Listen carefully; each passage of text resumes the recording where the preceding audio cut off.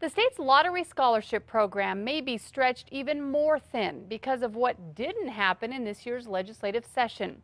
Moves to make the program more financially secure didn't get to the governor's desk. The question now, how long can that program survive? News 13's David Romero is here with the story. Well, Kim, the program did get a temporary boost, $10 million from a national settlement with tobacco companies.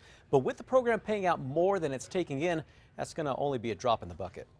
With tuition costs on the rise, more people qualifying for the lottery scholarship, and legislation that would have raised the eligibility for the scholarship failing, higher education officials say the program is not in trouble, but resources could become tight.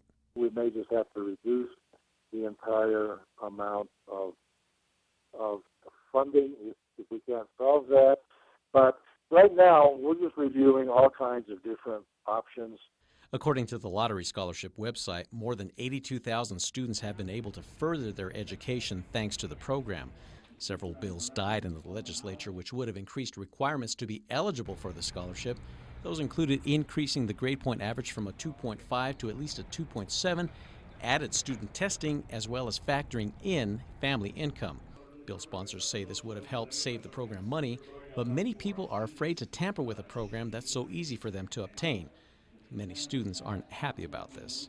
It's been shown that the program is already not sustainable as it stands today, and if you put more constraints on it, that's just going to make it run out quicker. I think they should keep it the same because things get tough sometimes, and when you lose the scholarship, sometimes you have to stop college, and that's a hardship that I don't want anybody to go through. Maybe the standards are a little too low, and that's why there's a lot of shortages in funds. There is a bit of good news in all of this. Lottery officials say money generated by games is up slightly, and that's where the scholarship program gets 30% of its funding from.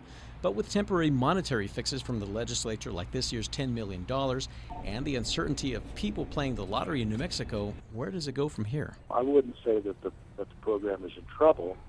It's just simply that something's going to have to happen to make it more solvent. Now, besides approving the $10 million in tobacco money, legislators did do something else. They passed a memorial calling for a work group to look at more ways to help the scholarship program survive. Kim, back to you. Okay, thanks, David. Now, under the current scholarship requirements, eligible students with a 2.5 GPA can get their tuition paid for 8 consecutive semesters.